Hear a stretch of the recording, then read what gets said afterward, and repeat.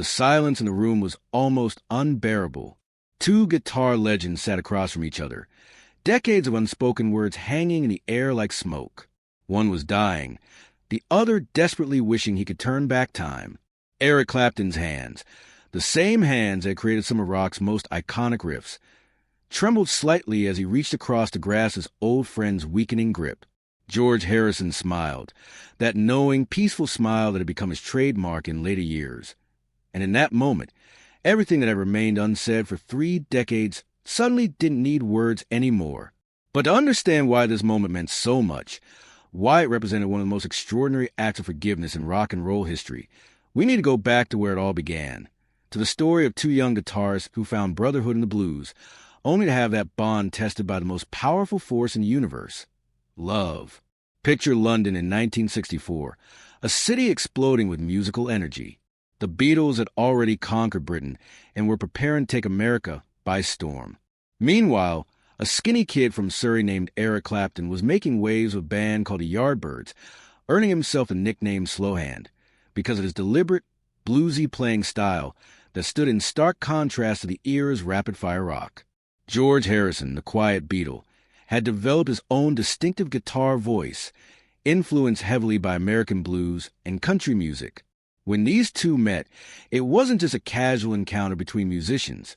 It was recognition. They saw in each other kindred spirits, young men obsessed with the guitar, dedicated to mastering their craft, and deeply respectful of the blues tradition that had given birth to rock and roll. They bonded immediately over their shared love of B.B. King, Muddy Waters, and Robert Johnson. In those early days, they would spend hours together, trading licks, sharing techniques, discussing the finer points of string bending and vibrato, while their respective bands were conquering the charts with very different sounds. The Beatles with their melodic pop perfection, and the Yardbirds with their blues rock experimentation. George and Eric found common ground in the music that moved them most deeply.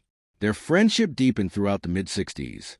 Eric witnessed firsthand the pressures George faced being part of the biggest band in the world, how his songwriting contributions were often overshadowed by the Lennon-McCartney juggernaut, how he struggled to assert his identity within the Beatles' overwhelming success. George, in turn, watched Eric navigate his own career turbulence as he left the Yardbirds in search of more authentic blues expression, forming Cream and later Blind Faith. They were more than friends.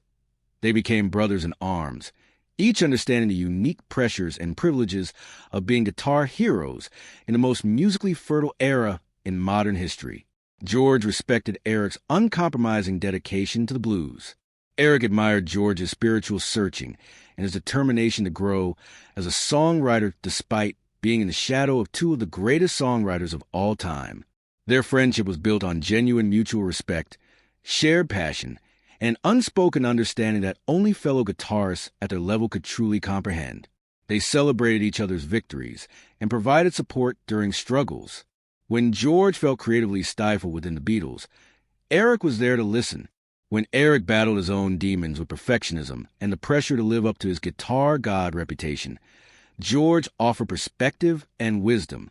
Then George met Pattie Boyd on the set of A Hard Day's Night in 1964, and everything in his world changed. She was 19, a strikingly beautiful model with blonde hair and captivating eyes that seemed to see right through the Beatlemania chaos to the real person beneath. George was 21 and instantly smitten. Their attraction was immediate and powerful.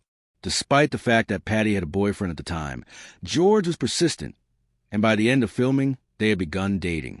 They married in 1966, and for a while, they seemed like rock and roll royalty, the beautiful model and the quiet Beatle, living in a world of glamour, creativity, and spiritual seeking.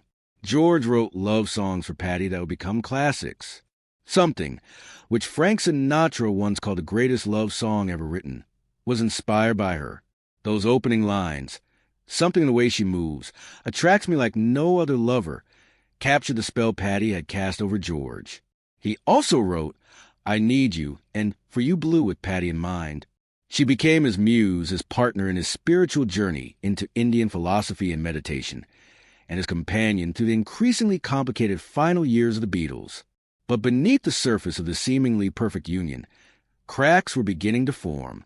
The pressures of fame, George's increasing absorption in his spiritual quest, his infidelities, including notorious affair with Ringo Starr's wife Maureen, and the general chaos of the late 60s rock scene began to take their toll on the marriage. Pattie felt increasingly isolated and lonely, stuck at home while George traveled or secluded himself in meditation and music.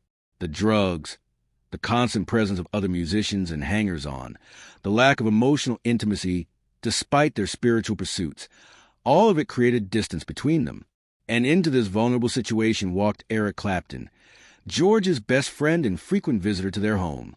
It was 1970 when Eric first realized his feelings for Pattie had transformed from friendly appreciation into something far more dangerous. He tried to fight it, knowing the betrayal it represented, but love, or perhaps obsession, is rarely rational. Eric began showing up at George and Pattie's house more frequently, his visits ostensibly about music or friendship, but really about catching glimpses of Pattie. He was falling deeply, desperately in love with his best friend's wife. The situation reached its crisis point at a party in 1971. Eric, emboldened by alcohol and unable to contain his feelings any longer, confessed his love to Pattie in the garden. George caught them together, and the look of hurt and betrayal on his face was something Eric would never forget. George's response was remarkably restrained given the circumstances. He asked Eric, "What's going on?" The confrontation could have ended their friendship right there, but George, shaped by his spiritual practices and perhaps already aware that his marriage was failing, didn't explode in anger. Instead, he seemed almost resigned, as if he'd seen this coming even if he hadn't wanted to admit it. Eric apologized, ashamed and confused by his own feelings. He retreated from the situation, but his feelings didn't diminish, they intensified. In his torment, Eric did what artists do. He channeled his pain into music. The result was one of rock's most iconic songs. Layla, released in 1970 with his band Derek and the Dominos. The song was a raw, desperate cry of unrequited love. The title came from a Persian love story about a man driven mad by his love for a woman he couldn't have. The parallels were obvious to anyone who knew the situation. Layla, you got me on my knees, Layla. I'm begging, darling, please. These weren't just lyrics. They were Eric's actual state of being, a man desperately in love with a woman he couldn't have without destroying his closest friendship. The song became a massive hit, but the situation behind it remained agonizing. Pattie was torn between loyalty to her husband and her growing feelings for Eric. George knew about Eric's feelings. How could he not when Eric had written an entire album essentially declaring his love for Pattie? But he didn't cut Eric out of his life. In retrospect, this seems almost superhuman in its forbearance. Most people would have ended the friendship immediately, but George was different. His spirituality had taught him about attachment, about the futility of possessiveness, about accepting what is rather than what we wish would be. He could see his marriage crumbling regardless of Eric's involvement. He knew his own failures and infidelities had contributed significantly to Pattie's unhappiness. And perhaps, on some level, he understood that love, real love, isn't about ownership. Still, it must have hurt terribly to watch his best friend openly pine for his wife while their marriage deteriorated. The love triangle became one of rock's most notorious scandals. George and Pattie officially separated in 1974, though they wouldn't divorce until 1977. The separation wasn't primarily because of Eric. George's affairs and his emotional distance had done most of the damage, but Eric's presence certainly complicated everything. After the separation, Eric and Pattie began seeing each other, though their relationship was turbulent from the start. Eric's alcoholism and drug addiction, which had worsened during his years of unrequited longing for Pattie, made him an unstable partner. The fantasy he'd built up about being with Pattie couldn't match the complicated reality of an actual relationship. He discovered that love songs are easier to write than successful relationships are to maintain. The passion was there, certainly, but so were addiction, jealousy, and the ghost of George Harrison hovering over everything they did. Here's where the story takes its most remarkable turn. Despite everything, the betrayal, the public humiliation, the loss of his wife to his best friend, George Harrison didn't cut Eric Clapton out of his life. They remained friends, not just cordial acquaintances who awkwardly nodded to each other at industry events, but actual friends who collaborated musically, spoke regularly, and supported each other through difficult times. When Eric and Pattie married in 1979, George attended the wedding and even played at the reception, jokingly referring to himself as the husband-in-law. Can you imagine that level of grace? Most people can't forgive much smaller betrayals. George not only forgave, he showed up to celebrate his friend's marriage to his ex-wife and made jokes about it. This wasn't resignation or weakness. It was the action of someone who had done serious spiritual work, who had genuinely transcended the ego's demand for revenge and righteousness. Their musical collaboration continued throughout the 70s and 80s. The concert for Bangladesh in 1971, organized by George to raise money for refugees, featured Eric prominently despite the Pattie situation being at its most intense. Eric's performance of While My Guitar Gently Weeps, a song he'd originally played on for the Beatles' White Album, was emotionally charged for obvious reasons. There they were, two friends connected by music and divided by love, creating something beautiful together despite the personal chaos. Later collaborations showed the same pattern. George would write, Eric would play, and somehow they made it work. Their friendship was tested again and again, not just by the Pattie situation, but by Eric's severe addiction issues in the 70s and early 80s. Eric's heroin addiction and subsequent alcoholism nearly killed him. During these dark years, George was one of the few people who stayed in touch, who didn't write Eric off as a lost cause, who believed a friend he knew was still in there somewhere beneath the substances and self-destruction. Eric's marriage to Pattie didn't last. They divorced in 1988 after 9 tumultuous years. By then, Eric's addiction had transformed him into someone neither George nor Pattie fully recognized. The dream Eric had pursued so desperately, the love he'd risked everything for, hadn't brought the happiness he'd imagined.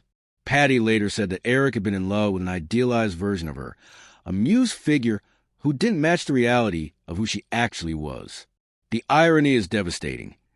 Eric had written some of rock's greatest love songs about Pattie, but the actual relationship couldn't survive the weight of those expectations. Meanwhile, George had moved on with his life. He found lasting love with Olivia Arias, whom he married in 1978, and they had a son, Donnie. George seemed more at peace with himself and his place in the world. His solo career was successful on his own terms. He deepened his spiritual practice, created a beautiful life at his Friar Park estate, and maintained friendships across the music industry. His friendship with Eric remained intact, though it had evolved into something more reflective and less intense than in their younger years. The 90s saw both men maturing, reflecting on their lives and legacies. Eric had finally gotten sober and was dealing with his demons through therapy and music.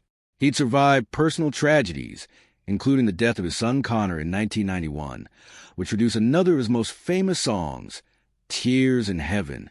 George was focusing on reissuing Beatles material, producing the Beatles anthology project, and continuing his spiritual journey.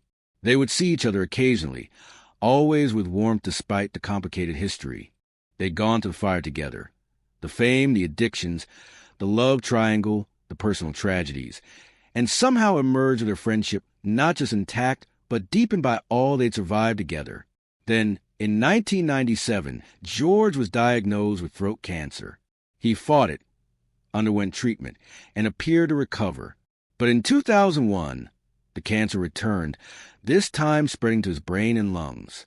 It became clear that George Harrison, the quiet Beatle, the seeker, the friend who had forgiven the unforgivable, was dying. Eric Clapton, now in his mid-50s and having finally achieved some stability and peace in his own life, faced the impending loss of his oldest friend. The guilt he'd carried for decades about the Pattie situation, the pain he'd caused, the betrayal of trust, all of it came flooding back. He needed to see George, needed to say things that had remained unspoken for too long, needed George to know that their friendship, despite everything, had been one of the most important relationships of his life. In November 2001, Eric visited George at his final residence in Los Angeles. Paul McCartney had lent George a house there, and it was in this quiet setting that Eric and George had their final conversations. What was said in those private moments, no one but them knows completely. But Eric has spoken in interviews about feeling that George had always been like an older brother to him, someone whose judgment and values he respected deeply. He talked about loving the way George bent the strings, a technical compliment that carried so much emotional weight, acknowledging George's artistry and influence on Eric's own playing. In that hospital room, or perhaps in the quiet living room of that borrowed house, two old friends face the ultimate truth, that death, not love, not betrayal, not fame, is what finally separates us. George, facing his mortality with the same spiritual grace he brought to the rest of his life, seemed at peace. Eric, confronting the loss of someone who had remained his friend despite having every reason not to, was devastated. They held hands. They talked about music, about old times, about the journey they'd been on together. And in those final conversations, Eric truly understood the gift George had given him. Not just friendship, but forgiveness. Real, complete, transformative forgiveness that didn't erase the past, but refused to let it define their future. George Harrison died on November 29, 2001, at the age of 58. The world mourned a Beatle, a brilliant songwriter, and a spiritual seeker. Eric Clapton mourned a brother, the friend who had taught him that love could transcend betrayal, that forgiveness was possible even when it seemed impossible, that brotherhood could survive tests that would destroy most relationships. 1 year later, on November 29, 2002, Olivia Harrison and Eric Clapton organized a concert for George at London's Royal Albert Hall. It was a magnificent tribute, featuring performances by Paul McCartney, Ringo Starr, Tom Petty, Jeff Lynne, and many others who had been touched by George's music and spirit. But for Eric, it was something more. It was his final chance to honor his friend publicly, to celebrate the music they'd made together, to show the world what George's friendship had meant to him. When Eric stepped onto that stage to perform, While My Guitar Gently Weeps, the song he'd first played on for George over 30 years earlier, something extraordinary happened. The performance was transcendent, Eric's guitar literally weeping through the speakers. Every note infused with decades of friendship, betrayal, forgiveness, and love. Beside him stood Paul McCartney, another of George's closest friends, and together they created a moment of pure emotional truth. The guitar didn't just weep, it cried, it mourned, it celebrated, it remembered. Every technique George had taught Eric, every conversation they'd had about tone and feel, every musical moment they'd shared, it all poured through that performance. Eric has said in interviews since George's death that he always thought of George as a brother, that he respected George's judgment and values above almost anyone else's, that George had been one of the most important influences on his playing in his life. These statements, coming from Eric Clapton, a man not known for excessive sentimentality or public emotional displays, carry enormous weight. He's acknowledged the complexity of their relationship, the pain he caused, and the extraordinary grace with which George handled it all. In the years since George's death, Eric has continued to speak about him with reverence and love. He's performed George's songs, shared stories about their friendship, and kept George's memory alive in his concerts and interviews. The guilt he carried for so long seems to have transformed into something else: gratitude. Gratitude that George gave him a second chance, that their friendship survived what should have destroyed it, that he got to know and learn from someone as special as George Harrison. The story of Eric Clapton and George Harrison isn't just a rock and roll scandal about a love triangle. It's a profound testament to the possibility of forgiveness, the strength of true friendship, and the capacity of the human spirit to transcend ego and hurt. George should have rightfully cut Eric out of his life forever. Most people would have. Society would have supported that decision. Instead, George chose a different path, one that required immense spiritual maturity and strength. He chose to see beyond betrayal to the essential person Eric was, to recognize that love, even misguided, inconvenient, complicated love, isn't a moral failing but a human reality. He chose to believe that their friendship, their musical brotherhood, their shared history, was bigger than one woman, bigger than hurt feelings, bigger than ego. And in making that choice, George gave Eric and all of us a model for what forgiveness actually looks like in practice. Not minimizing the harm, not pretending nothing happened, but acknowledging the full reality of the hurt while choosing connection over separation, love over resentment, future over past.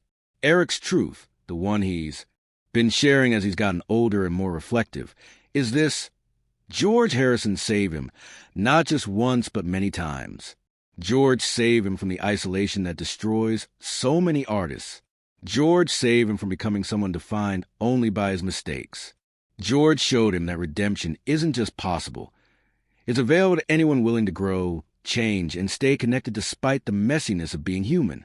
In his 80s now, Eric Clapton looks back on his friendship with George Harrison as one of the defining relationships of his life. The music they made together, from While My Guitar Gently Weeps to the concert for Bangladesh to that final concert for George, stands as a testament to their bond. But even more than the music, it's the example of their friendship that resonates. In a world that often seems to run on outrage, cancellation, and permanent grudges, the story of George and Eric reminds us that another way is possible. Think about what George's forgiveness required. He had to confront his own ego's demand for righteousness. He had to acknowledge his own failures in his marriage. He had to see Eric not as a villain, but as a flawed human being struggling with feelings he didn't choose and couldn't control. He had to prioritize the long-term value of friendship over the short-term satisfaction of righteous anger. He had to do the spiritual work necessary to genuinely let go of resentment.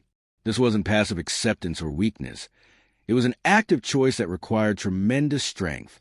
George's spiritual practices, particularly his devotion to Krishna consciousness and meditation, gave him tools for this kind of radical forgiveness. But tools are useless unless you actually use them, and George used them. He walked the walk.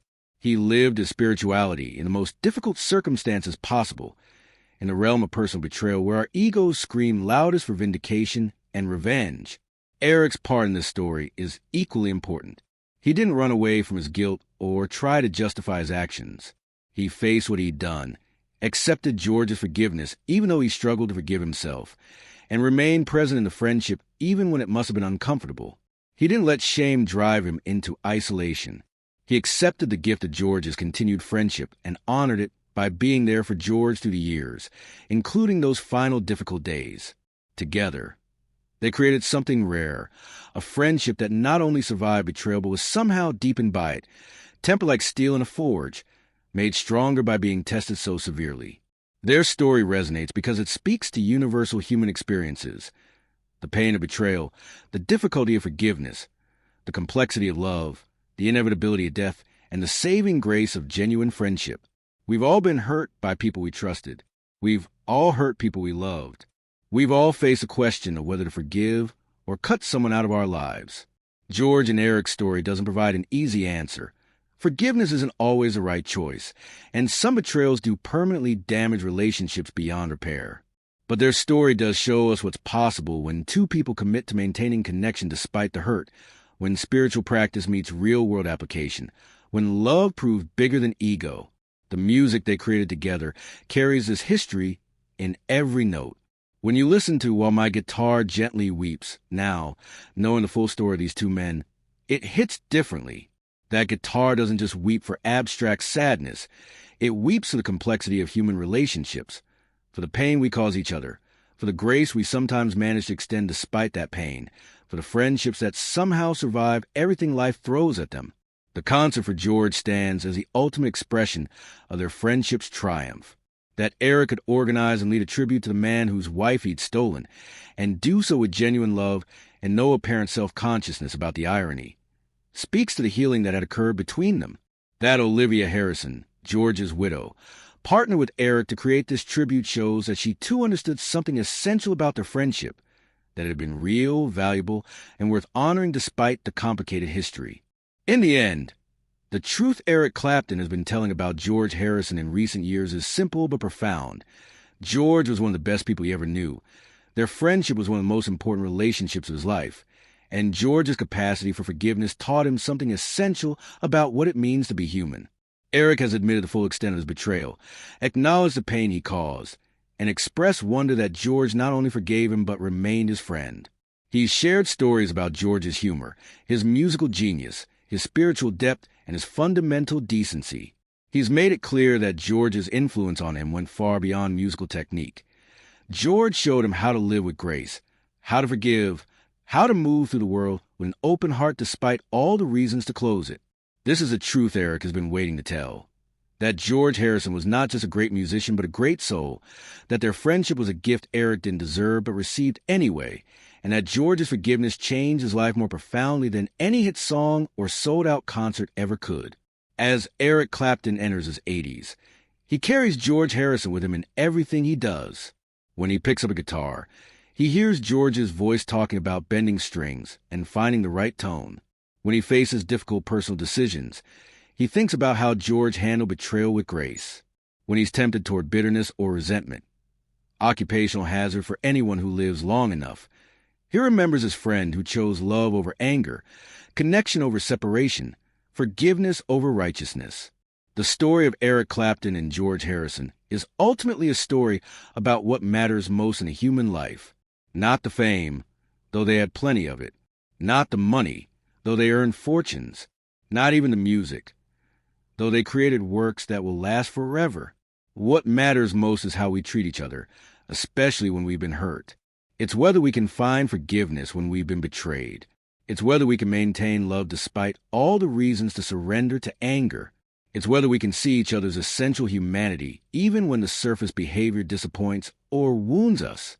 George Harrison and Eric Clapton gave us more than great songs. They gave us a model for friendship that transcends the usual boundaries, a demonstration that forgiveness isn't just a spiritual ideal, but a practical possibility, a reminder that our relationships matter more than our egos. In a culture obsessed with being right, winning arguments, and cutting off anyone who wrongs us, their story offers a different path. It doesn't minimize harm or excuse betrayal. It doesn't say we should tolerate abuse or stay in toxic relationships. But it does suggest that when someone we truly value makes a terrible mistake, when genuine remorse and changed behavior follow that mistake, when the relationship's history and value outweigh even serious hurt, another way is possible.